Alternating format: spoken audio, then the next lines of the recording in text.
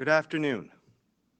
Today's briefing on COVID-19, the novel coronavirus, will feature two speakers, Dr. Jennifer Russell, Chief Medical Officer of Health, and Premier Blaine Higgs. Bonjour. Pour la séance d'information aujourd'hui sur le COVID-19, le nouveau coronavirus, nous aurons deux intervenants. Le Dr. Jennifer Russell, médecin hygiéniste en chef, et le Premier ministre Blaine Higgs. Dr. Russell.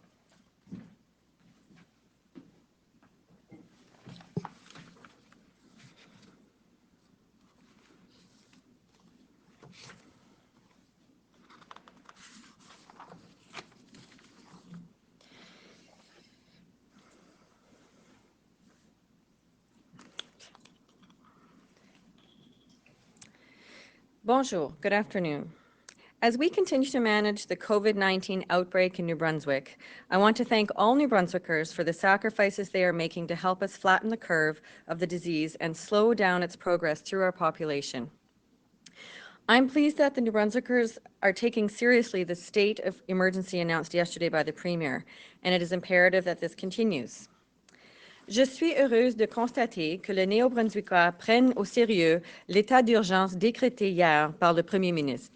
Il est essentiel que cela continue. Je ne le répéterai jamais assez, restez à la maison autant que vous pouvez. I cannot stress enough, stay at home as much as you can. Staying home and maintaining social distance can and will save lives. But keeping social distance does not mean we are unable to maintain our social responsibilities. Aujourd'hui, je tiens à rappeler aux Néo-Brunswickois qu'ils peuvent tous apporter une aide infiniment précieuse au système de santé en donnant du sang. L'approvisionnement en sang est déjà essentiel à notre système de santé en temps normal, et ce que nous vivons n'a rien de normal. Nous devons nous assurer que du sang est disponible quand et où il est nécessaire. Je demande donc à chacun de vous aujourd'hui de prendre ces dispositions pour faire de dons de sang. Today, I would like to remind New Brunswickers of something that they can do that is of immeasurable benefit to our system, to give the gift of life by donating blood. Maintaining our blood supply is vital to our healthcare system in ordinary circumstances, and these are not ordinary circumstances. We must ensure that blood is available when and where it is needed, and I appeal to all of you today to arrange to make a blood donation. I am assured by the Canadian Blood Services that arrangements are in place for people to give blood safely, observing social distance protocols. This is something we can each do to serve our province and its people. And I'm glad to report today that there are no new presumptive cases of COVID-19 in the province. There are still 11 cases in the province and 7 confirmed and 4 presumptive.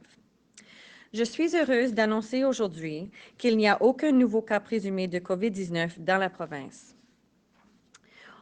On dénombre toujours 11 cas au Nouveau-Brunswick, soit 7 cas confirmés et 4 cas présumés. I know that many of you have questions in this time of uncertainty.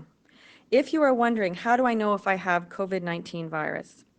There is now an online tool to assess your symptoms. The symptom assessment tool is at the gnb.ca coronavirus page, and it offers useful advice on how to respond based on symptoms you may have, whether you should seek medical assistance immediately, or to get help soon, or to isolate yourself from others. Using this tool will help you determine when you should call 811, which will reduce the volume of calls we have seen from people seeking basic information. For those returning to New Brunswick, an information sheet is being provided at airports to inform them of the state of emergency and their responsibility to self-isolate for 14 days after returning to the province. I also want to assure New Brunswickers that additional resources have been deployed to the 811 line to speed up response time to calls. Je tiens également à assurer aux Néo-Brunswickois que des ressources supplémentaires sont mises en place au 811 pour écourter le temps d'attente. New Brunswick is committed to doing everything possible to ensure we have enough ventilators to serve the needs of our population. However, the number of ventilators in our system is irrelevant if we do not do our part as citizens to behave responsibly and observe social distancing and do our part to flatten the curve. I know these are stressful times for all of us, and we are learning as we go. I want to say a few words about self-isolation. Understandably, this is a new concept for most of us, and there is some confusion in the public about what it means. For those who have been told to self-isolate, including New Brunswickers who are returning from outside the province, it is important that they stay in their home and avoid contact with people outside their families. They should not be getting their own groceries and other supplies, but they can step outside for a breath of air, we all need that, without endangering their neighbors. We can get through this by looking out for each other, but we must also remember to look out for ourselves. Mangez sainement, faites de l'exercice régulièrement, dormez suffisamment. Restez informés, mais évitez la surcharge d'informations, surtout dans les médias sociaux. Notre résilience et notre détermination sont mises à l'épreuve actuellement, mais nous pouvons faire reculer l'épidémie de COVID-19. We can look after each other and ourselves. We are proving this every day. We are in it for the long haul, but we are in it together. Thank you very much.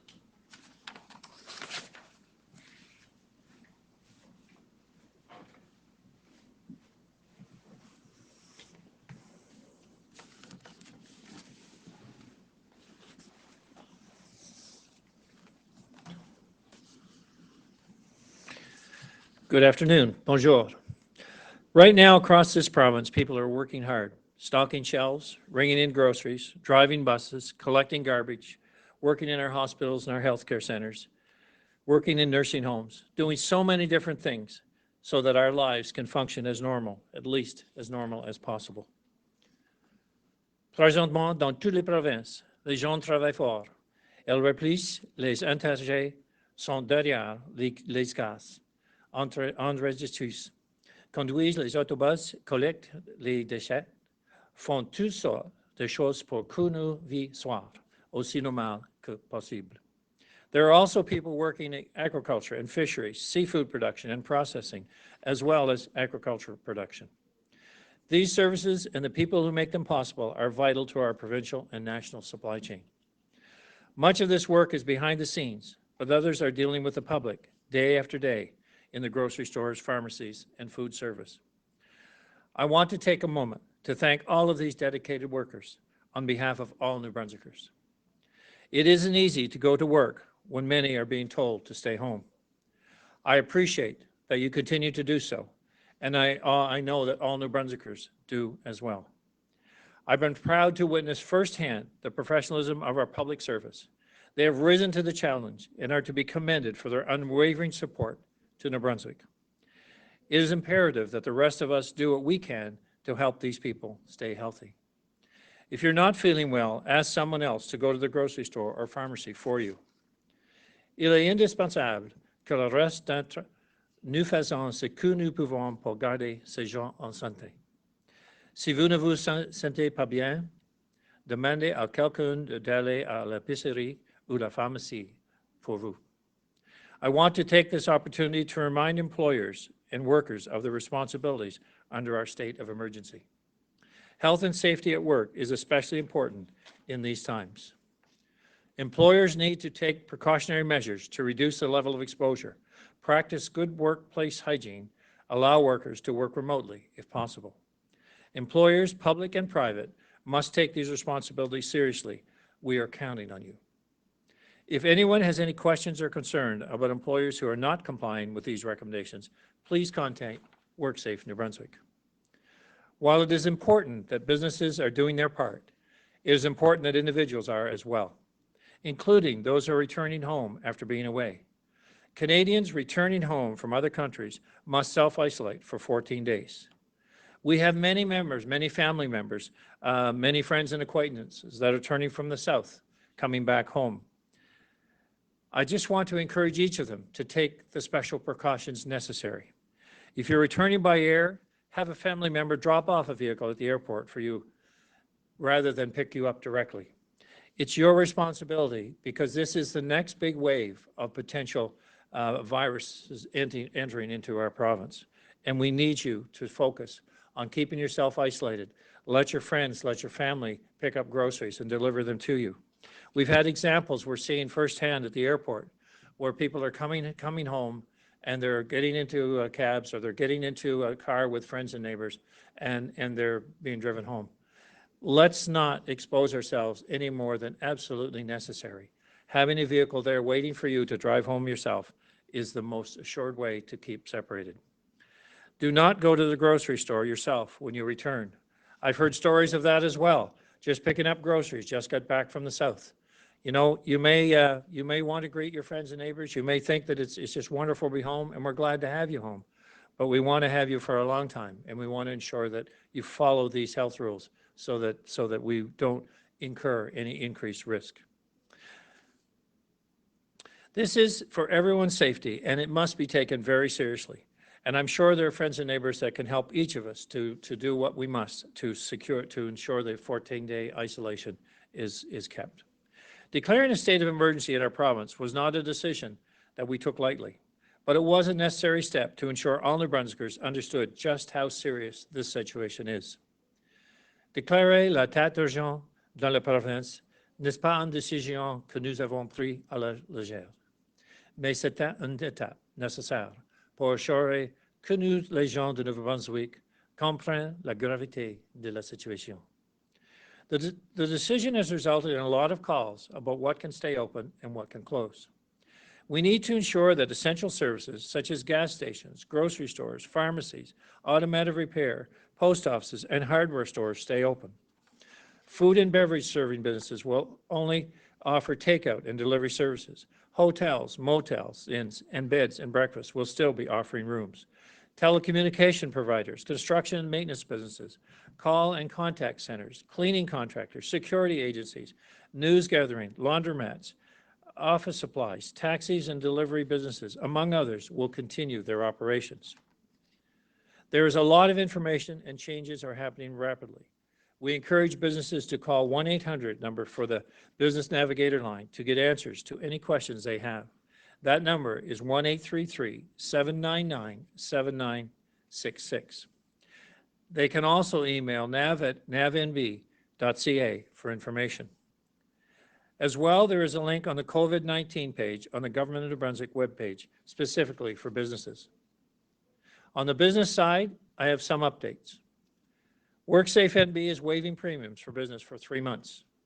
WorkSafe NB will continue to work collaboratively with businesses and employers to help them through this difficult time. WorkSafe will continue to be part of the solution, and they will also visit work sites to ensure that the compliance, but also to help employers to ensure their employees are being able to perform their duties safely. Though business property taxes are required to be paid by May 31st, we will review late penalties on a case-by-case basis to see if the penalty can be waived due to undue financial challenges, such as having to close a business due to COVID-19. Banks are working with personal and small business banking customers to help them manage challenges that some are facing during paid disruptions during the outbreak. This will include a deferral of mortgage payments for up to 6 months and provide some relief to other credit products. Through the department responsible for labor, we are creating critical sector adjustment committees to help minimize the impact felt by any closures, and we are working with companies to mitigate impacts felt in infected regions of the province. We are committed to identifying the needs of employers to improve their capacity for dealing with human resource issues. We know that despite the state of the emergency, there are certain services that government must continue to provide. Nous savons que malgré l'état d'urgence, certains services gouvernementaux doivent continuer à offrir des services. And I know there have been questions about NB liquor and cannabis NB remaining open. And I appreciate the efforts that are being put in by the employees and the employer in this regard. The concern here is not allowing the black market to explode at a time when we certainly need to maintain control of activities in our province. So I thank the employees all through the province that are making the special effort in order to ensure that New Brunswick can continue to function in these difficult times, but as normal as possible. Service New Brunswick provides over 400 of these services to the public on behalf of other government departments and agencies. The majority of these can be done online and through teleservices, and these options must be your first choice. However, we recognize that some essential services cannot be done online or over the phone. On Monday, a limited number of Service New Brunswick centers will reopen for essential transactions only. Transactions that are deemed essential and that cannot be done online or by phone. Customers will be screened before entering, and if their transaction is not essential or can be done online or by phone, they will not be permitted to enter. The list of essential services that will be offered at the service centers is listed on the Service New Brunswick website. La liste des services essentiels qui seront ouverts au centre de services seront énumérés dans le site web des services Nouveau-Brunswick. All levels of government continue to work together to find ways to lessen the impact of COVID-19 on people across this country. Earlier this week, the federal government introduced new measures to support workers and businesses through Canada's COVID-19 Economic Response Plan. These measures include an emergency care benefit that will provide income support to workers who must stay home and do not have access to paid sick leave. Workers who are not eligible for employment insurance, such as some self-employed workers who are unable to work due to being sick, quarantined, or having to care for a sick family member, will be eligible to receive $900 biweekly under the emergency care benefit. The federal government also announced an emergency support benefit that will provide income support to workers who are not eligible for EI and who are facing unemployment. Seasonal workers who are no longer eligible for EI may be able to access the emergency care benefit or the emergency support benefit if they are eligible. Low and modest income families who may require additional help with their finances can apply for a one-time special payment through a GST credit.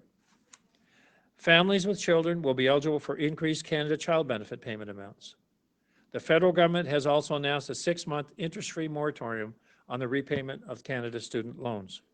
This will also be the case for provincial student loans. Le gouvernement fédéral a également annoncé la suspension de remboursement des prêts canadiens aux étudiants sans accumulation d'intérêt. Ce sera également le cas pour le programme provincial des prêts étudiants. We have requested that the federal government consider the deferral or waiving of HST remittances, EI, and CPP remittances for 3 months, or as long as may be required to help small businesses with immediate cash flow needs. I encourage anyone who needs support to make use of the economic measures being put in place to help you and your family get through this difficult time. J'encourage tous ceux qui ont besoin de support à utiliser les mesures économiques mises en place pour qu'on puisse vous aider, vous et votre famille, et surmonter cette période difficile. Though some provincial services have been halted temporarily, others have not. I want to remind New Brunswickers that social workers at the Department of Social Development continue to provide essential services to protect children and adults. This means they will continue to need to visit homes where the safety of the children or adults is possibly at risk. The department is taking all precautions to ensure the safety of its employees and the public. We would ask the public to continue to remain vigilant and to very promptly inform social development of any situation that causes them concern for the safety of children or adults. I understand that New Brunswickers are concerned. Please know that the health and safety of the residents of this province continues to be our top priority, and we will continue to make decisions with that being our focus and our primary goal. I encourage everyone to continue to follow the recommendations of public health and to take care of one another. J'encourage tous les membres à continuer à suivre les recommandations de santé publique et de prendre soin les uns des autres. Thank you. Merci.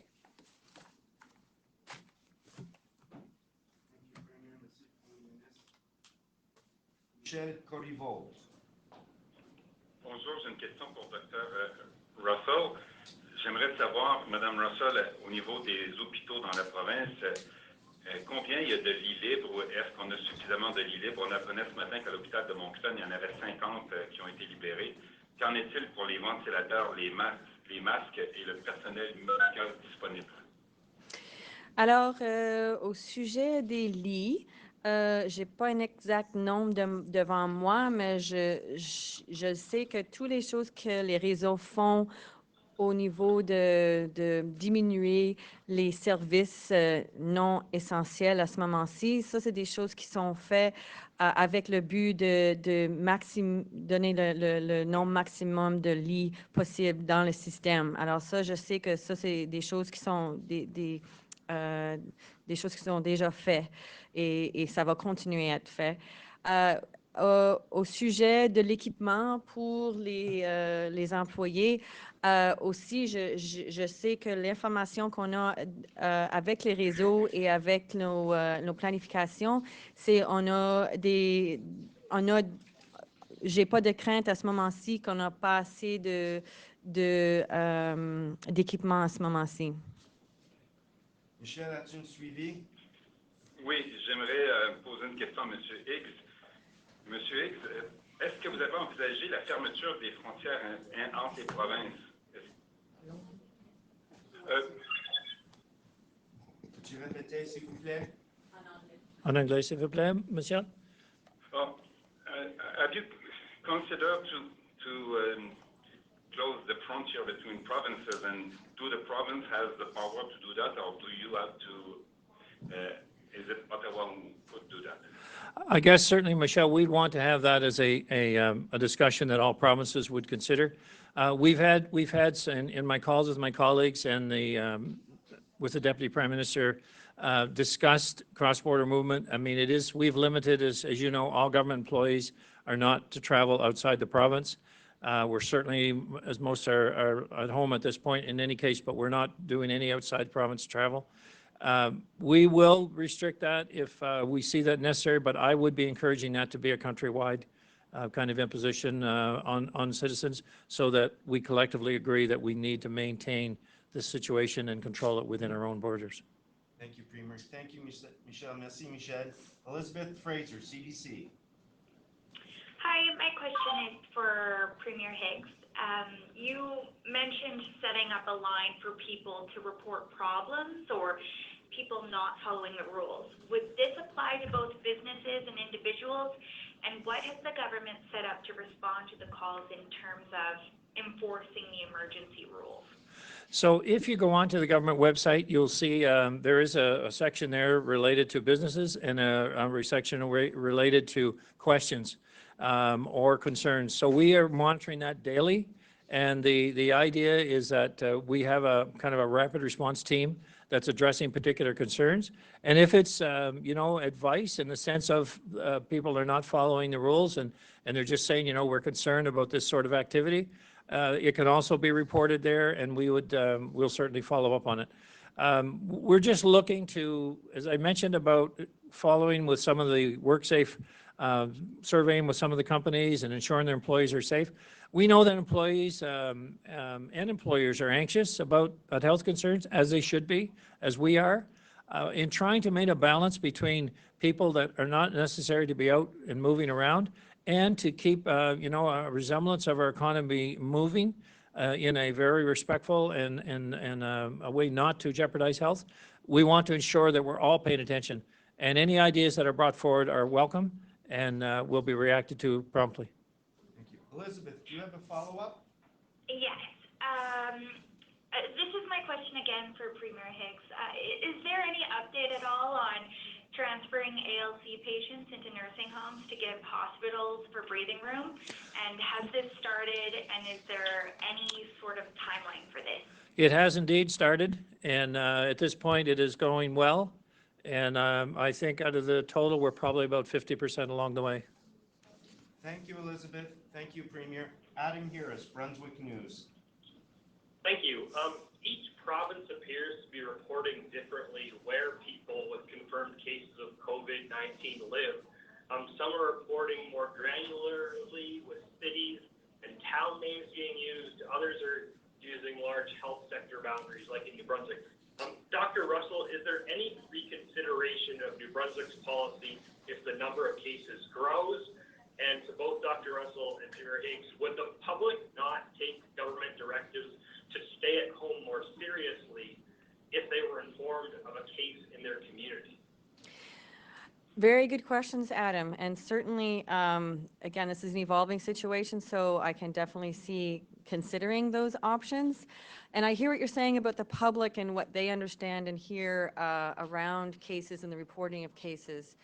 I think because the situation is evolving and the fact that we know that there will continue to be travelers arriving in this province, all areas of the province, who are at risk of bringing infection with them, I think that's why the message needs to be province-wide around staying at home and following these messages, because we can't predict, again, which location we're going to see a case pop up. We do have to be prepared for that in every corner of the province, and that's why every New Brunswicker needs to be taking the same steps to protect themselves and their families while this is happening, while this is evolving. Adam, do you have a follow-up? Yes. Premier Higgs, you said in the last few press conferences you were reviewing the federal aid plan for any shortfalls. Have you found any? Yes, we have, but I still would like to commend the federal government for their actions to date. You know, certainly, as I've mentioned before about the restrictions around the border, the recognitions of our trade with Maine, the recognitions of, you know, particularly the residents on Campobello Island, the need for this movement of north and south. But going through the package in detail, I did mention a few items today, you know, about the student loans and then some of the packages that are there for businesses. But I think we're still going through, and we'll come out with more details as we go on, because we're going to be very focused here. You know, this is not about let's just say how many things can we put places for money. We want to make sure that people can rest assured, that people can say, look, we have supplies, we're not a problem, and because we're being certainly convinced that that is not the case. We don't have a shortage of supplies. We need to manage that. We need to manage the healthcare curve so we don't get in trouble in that regard. Also, I don't want people concerned with their finances. So we see the package is very focused in relation to individuals and how we can ensure that they are receiving adequate compensation and they can carry on with their lives and business as normal as it can be in these trying times.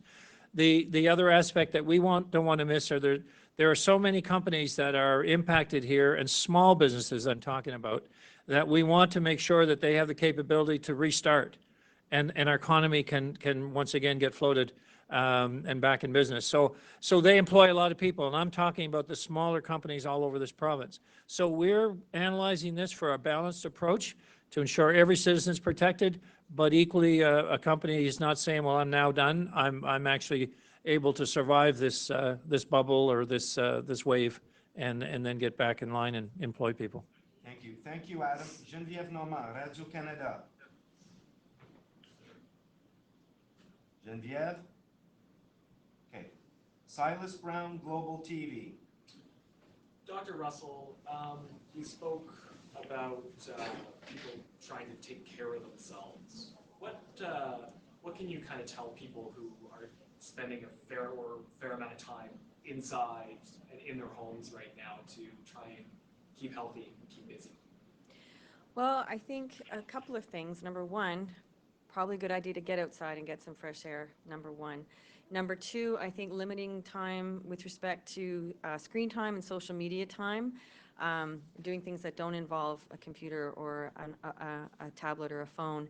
And if you are going to check out resources for other ideas to keep your mental health from suffering, then again, there are resources on the GNB website during that time that you have dedicated to screen time.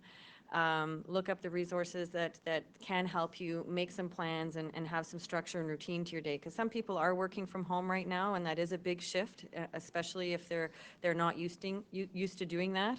And then again, how you structure your day with a routine, I think, is really important. So I think there are also some resources around that as well.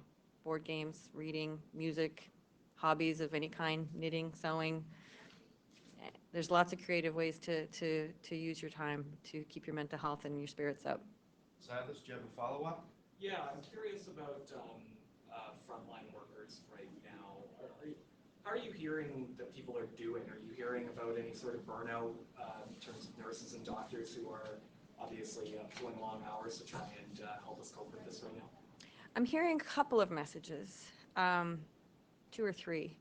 One message I'm hearing is great job in terms of getting the message out to the public that they need to take these measures seriously, because those are the things that help the frontline workers feel more protected and safe in terms of people doing what they can and taking responsibility for helping our efforts here. So that's one message I'm hearing.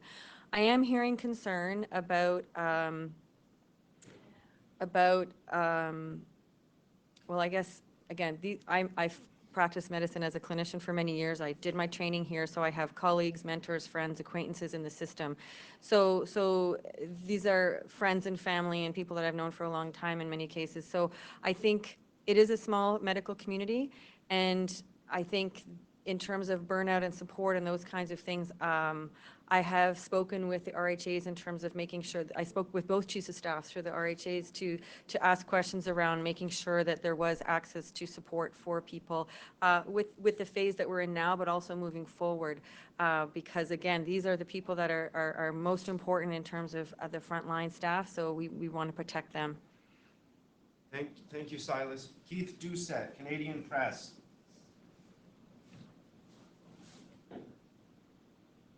Keith? Mike Cameron, CTV. Thank you, Bruce. Question is for Dr. Russell.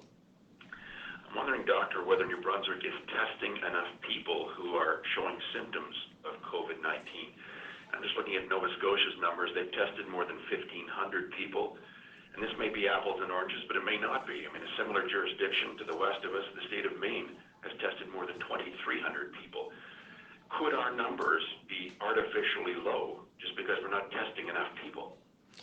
That is a good question, and certainly the fact that we've just opened up 13 clinics in the province to increase our capacity to test New Brunswickers is really important. So this week we are ramping up, we are increasing our capability, so not just in terms of the number of clinics that exist, but the throughput will be able to be increased as well. And so this is new this week. Getting the bugs worked out of 811 and the resources that are needed for that have also been something that we've been working at. So I can see that the numbers of tests will most likely increase based on the fact that the system is now responding at this stage. Thank you. Mike, do you have a follow-up? Yes, I do. Thank you, Bruce. That's for the Premier Higgs. I understand you've been reluctant to put a timeline on any of this, but should the government of New Brunswick be preparing parents for the possibility that schools may not reopen the week after next, just so parents can make perhaps longer-term plans? Yes, indeed, Mike. I think it's very real that, in fact, I would say here the schools will not reopen the week after next. I think that, you'll hear more about that from the education minister, but the concept that, where we are at this phase is, they're looking at alternate ways that they can have educational materials available to students at home and work. I know they're working on those programs, and so although that decision has not been made at this point, I think it's certainly very real. Thank you, Mike. Tom Bateman, Times and Transcript.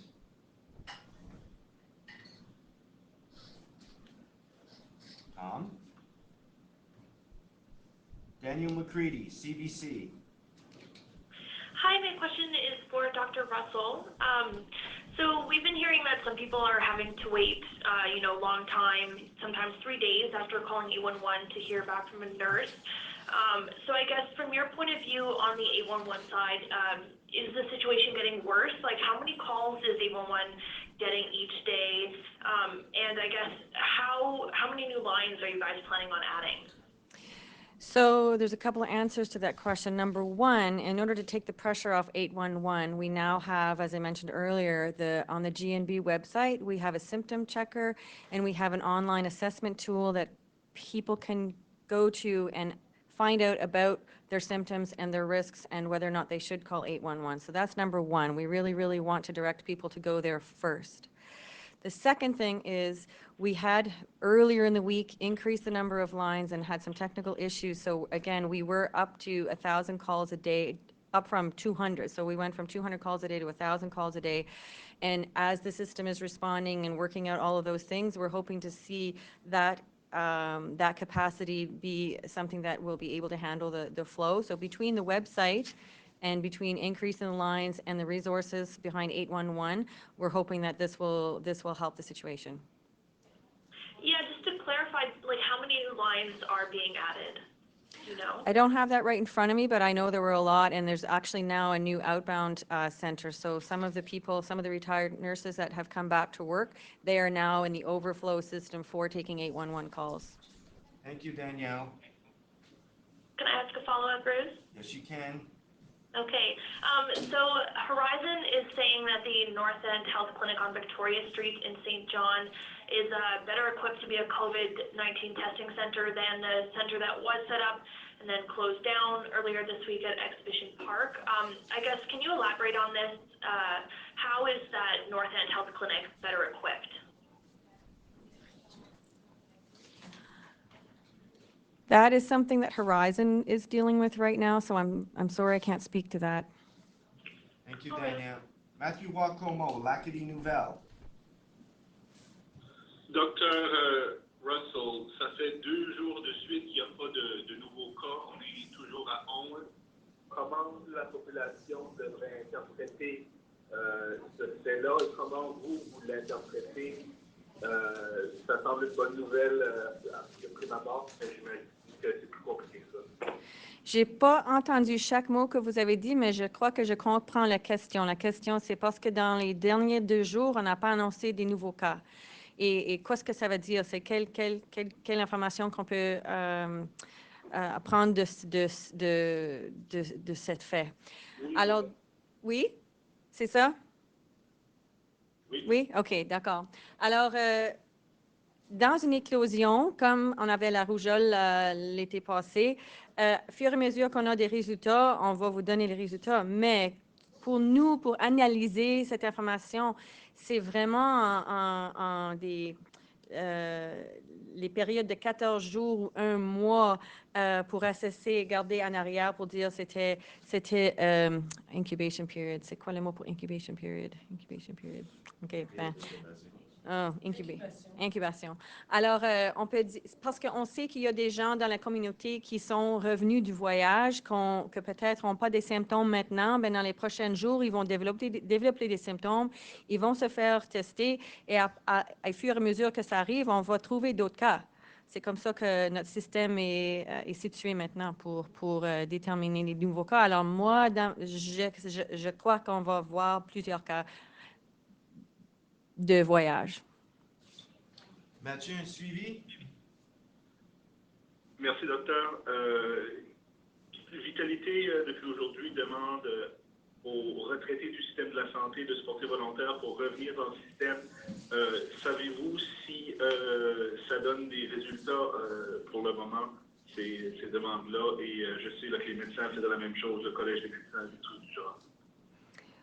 Je crois que ces discussions arrivent. Je suis pas au courant des détails à ce moment-ci, mais je sais que c'est le plan pour augmenter les ressources dans le système.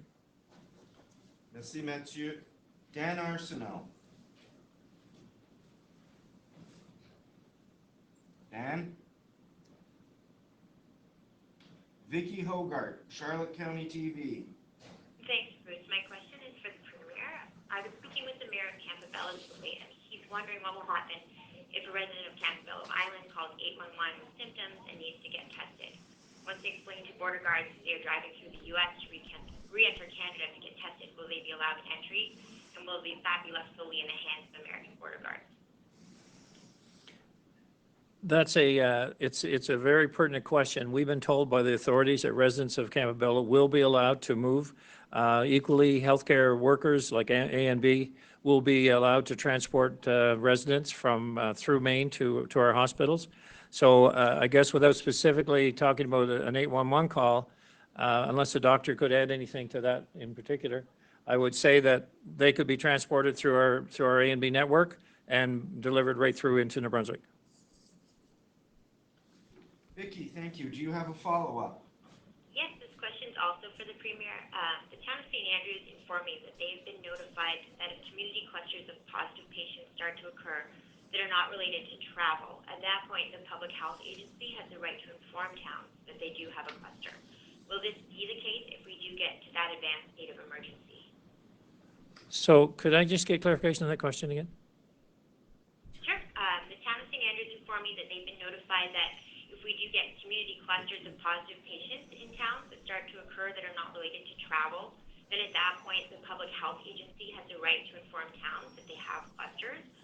Is that going to be the case if we get to that advanced state of emergency?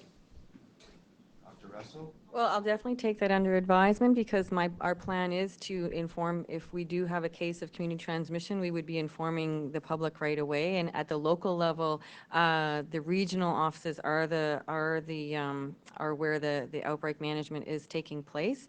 So I'll keep that in mind in terms of as we move forward. Thank you, Vicki. Adam Bowie, Brunswick News. Hey, for Dr. Russell, what, if anything, does 2 days in a row with no new cases mean?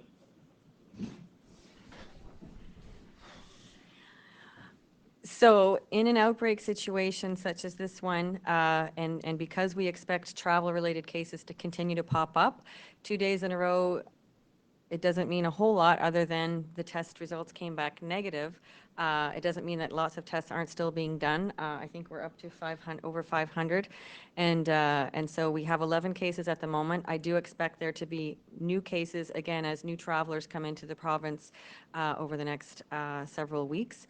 And so 2 days in a row, it just means that the test came back negative for the ones that have been tested. Adam, do you have a follow-up? I do, Bruce. I was wondering if maybe either the Premier or Dr. Russell could talk about what schools are being, what kind of preparations are happening at school, what kind of use could they be used for possibly if needed?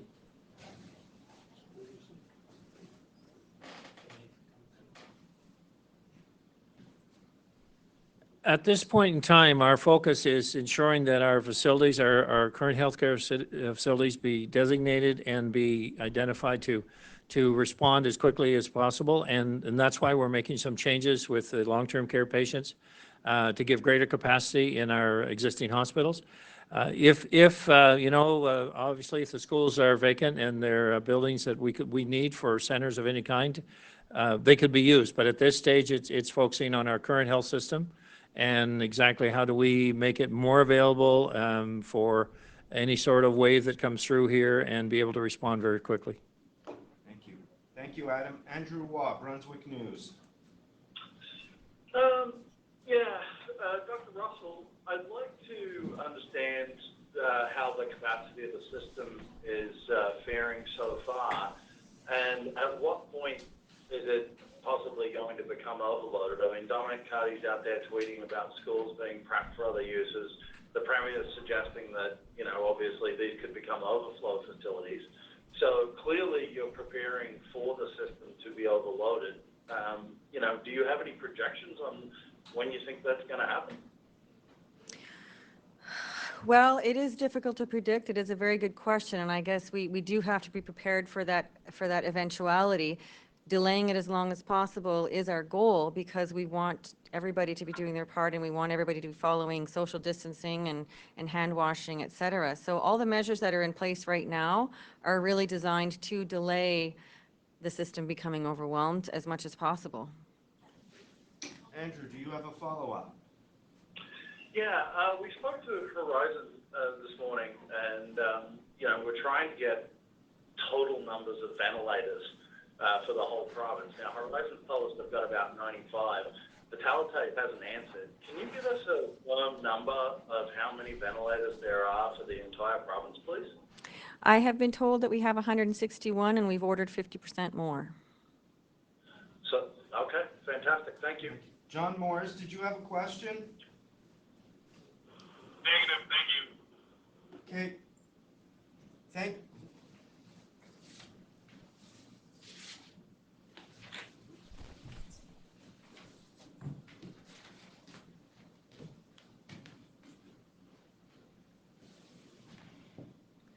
Thank you, Premier Higgs and Dr. Russell. This now concludes today's briefing. Merci, Monsieur le Premier ministre et Dr. Russell. Ceci met fin à la séance d'aujourd'hui. Merci.